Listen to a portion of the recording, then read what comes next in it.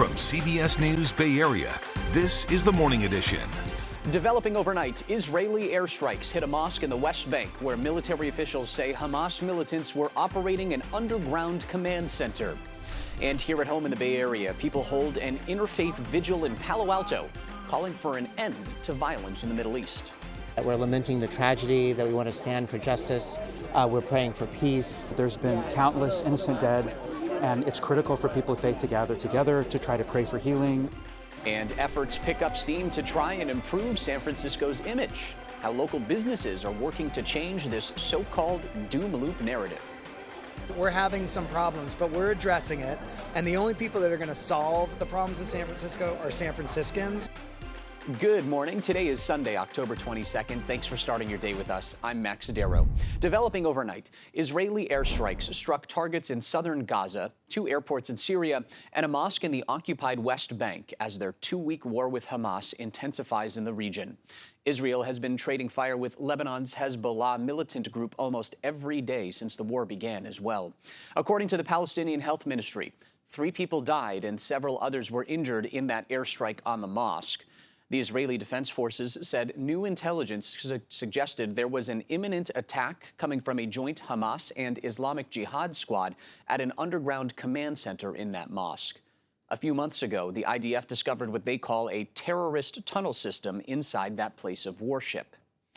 Another airstrike in Gaza occurred at a busy refugee marketplace. Witnesses there say at least a dozen people were killed. It ripped through buildings in the area, reducing it all to rubble.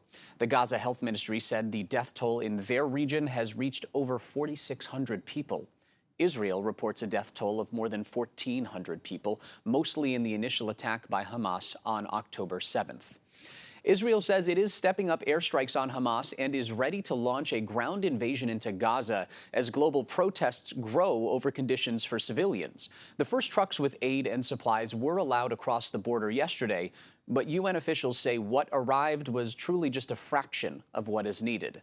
CBS News correspondent Bradley Blackburn joins us live from New York this morning. Bradley, we're entering week 3 of this conflict, and it still seems like a minute-by-minute, hour-by-hour situation on the ground there.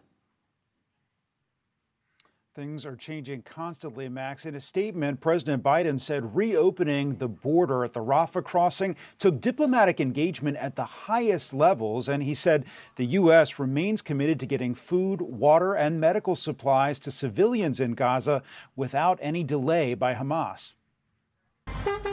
20 trucks with some aid supplies crossed from Egypt into Gaza Saturday when the border crossing was briefly reopened. But it's just a small fraction of what's desperately needed in Gaza, which has been sealed off as Israel's retaliatory airstrikes continue. Hundreds of American citizens are still trying to get out, including Layla Basiso, who was waiting at the border with her family. For America to do this to us, our strongest country, to leave their citizens here and not help them, that's a big problem. More than 2 weeks after the Hamas terror attack that sparked the war, daily rocket strikes on Israel continue.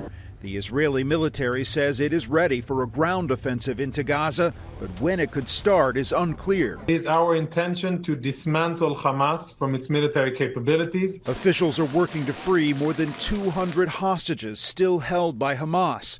The release of 2 Americans, Judith and Natalie Renan, has given hope to families, including this mother whose 23-year-old son, a U.S. citizen, was abducted from a music festival by terrorists. We are hopeful that the people who were behind, this wonderful release of Judith and Natalie will keep working night and day. Meanwhile, pro-Palestinian demonstrations were held Saturday in cities across the country and around the world. Enormous crowds gathered in London and Spain, calling for an end to the conflict. And the U.S. State Department says 32 Americans have been killed in Israel and another 10, Max, remain unaccounted for. Bradley, when we're talking about the supplies making their way into Gaza, do we have any idea of when more supplies could get there? That is the big question, Max. This morning, the chief of the UN humanitarian organization said he hopes that the Rafah crossing could open again today or tomorrow.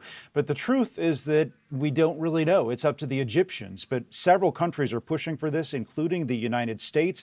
And that is, Max, to get supplies that are so desperately needed into Gaza and also to help foreign nationals, including U.S. citizens, make their way out. Bradley will learn more as the hours go on. Bradley Blackburn live for us in New York this morning. Thank you for joining us.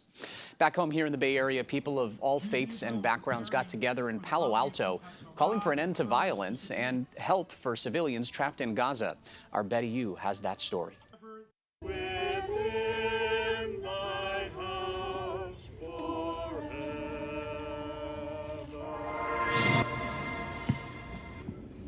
Jason Henry grew up in Israel and moved to Palo Alto last year with his family. This has been a total shock for us. So since the October 7th, basically we've been walking around like mindless zombies, not able to function. Most of his family still lives in Israel. On Saturday, he joined the interfaith prayer vigil at Mitchell Park. My mom is in Israel. She runs to the shelter 5 or 6 times a day. So is my brother and my sister and my father.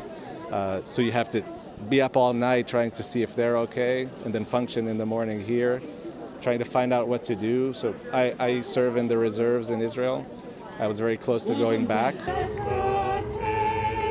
Different faith groups were invited to come and call for peace and denounce Hamas, anti-Semitism, and Islamophobia. The idea for the gathering grew out of a conversation among neighbors who were supporting one another in this time of tragedy. Deep friendship with our friends in the Jewish community, that we're lamenting the tragedy, that we want to stand for justice. We're praying for peace.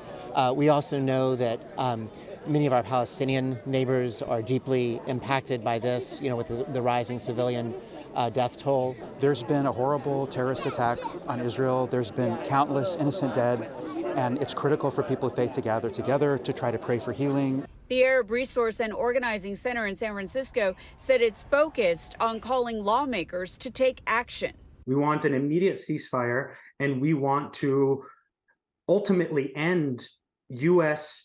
military funding to Israel that is enabling and allowing for this type of destruction and death. Mohammed Sheikh is Palestinian American and has family in the West Bank. I, as with many of my siblings, friends, family in the Palestinian community, are watching in horror as our loved ones, our family members, our community back home is being bombarded. Back in Palo Alto, Jason said he hopes the vigil offers a lesson to his young children. That not all Muslims are radicals. I want to show them that both Christians and Jews and Muslims can all get together and really better the world. That was Betty Yu reporting. You can stay up to date on the very latest from Israel and Gaza on our website, KPIX.com, and of course streaming on the free CBS News app. All right, switching gears this morning to the weather now. Darren, how's our Sunday looking? We're going to get some light rain this morning. We're watching a few light showers come on shore over the next few hours. And the focus for this is really going to be in the North Bay. And if you want to be even more technical about it, probably even like the northern half of the North Bay, like that northern part of Sonoma and Napa County. We're going to track this in more detail coming up in the complete forecast, but I just wanted you to see where the rain's going to fall between now and the early afternoon. We could pick up perhaps as much as 0.3 of an inch to half an inch of rain in some places, maybe even a little more. Much more on this coming up in the complete First Alert forecast in just a few minutes. All right, Darren, thank you. More samples have been collected this weekend as Yountville is under a mandatory boil water order over E. coli in the town's water system. Now, if those tests come up negative, the boil notice could be lifted as soon as tomorrow. Residents there are being told to boil tap water or use bottled water. As you can see, some store shelves were out of bottled water after the order was put in place on Friday night. I feel like it's something that's happened in the past, and when it happened, it was concerning then, and it's still concerning now. This is the second boil water order in Yountville in about the last 3 months. It covers more than 1,000 residents there. At this point, it's still unclear where the E. coli came from. In San Francisco, a new $4 million campaign aims to refresh the city's image and boost civic pride. Organizers acknowledge the city is facing some tough challenges, but they tell our Dalin San Francisco is still a place that people can be proud of. Forget about the national audience for a sec. Even locals here in the Bay Area have this negative image of San Francisco, and organizers are pushing back on that narrative, saying while San Francisco is working to fix those problems, there are a lot of good things happening here. San Francisco makes some noise. The noise about San Francisco has been anything but positive in recent years. A struggling downtown with businesses closing, rampant drug dealing in the Tenderloin, along with homelessness and car break-ins plaguing the city. I think the narrative is lazy. I think it's easy to say this is the worst part of the city, let's highlight that, but they're not highlighting the best parts of the city either. Monica McToto is an SF artist who's partnered with the It All Starts Here SF campaign. She and a team of volunteers are using art to highlight the Mission District. There's always so much color, smells, food, taste, and I really wanted to bring that to life here in this mural. Artists from 11 San Francisco districts are showcasing each district's unique qualities in this festival to kick off the Civic Pride campaign.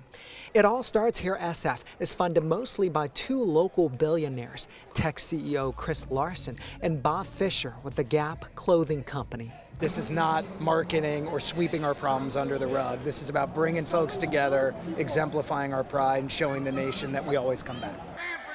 Where grit and organizers will be buying and running ads in local traditional media and social media in the coming days. The ad highlights San Francisco as an innovative and creative hub that's changed the world. That launched railroads, electric streetcars. Mayor London Breed says they're cleaning up the streets and tackling crime to restore law and order. Part of what we have to do along with a campaign like this is ensure safety, or even the perception of safety. Some businesses have shut down, citing retail crime, but others are still investing in the city, like IKEA.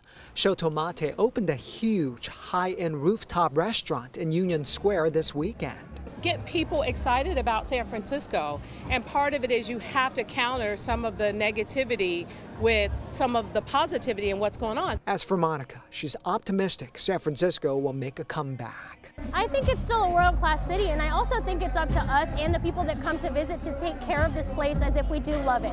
Some say while it's great to boost people's morale, they say the real solution to fixing San Francisco's image is to clean up the streets and bring businesses back to downtown. That was Dalin reporting there. San Francisco is also set to receive $1 million in state funding to make bikes more accessible to students in the city. The money will help expand a YMCA youth bike program to schools across San Francisco. This is such a wonderful program. We know that we are trying to get more and more people out of their cars, into bikes, into walking, into mass transit. It's going to make a huge impact on our greenhouse gases. The Y Bike program hopes the funding will bring bicycle availability, maintenance, and safety education to youth for the next 10 years. In the South Bay, Mayor Matt Mahan laid out his plan for San Jose in his first State of the City address. He talked about homelessness and cleaning up the community, but the main focus was crime and making San Jose a beacon for safety in the Bay Area. This year, we have pushed hard to maintain San Jose's status as the safest big city in the Bay Area and put ourselves on the path to being the safest big city in America once again. Before the speech, there were several cultural performances. The mayor also gave out awards to recognize people for helping out members of their community.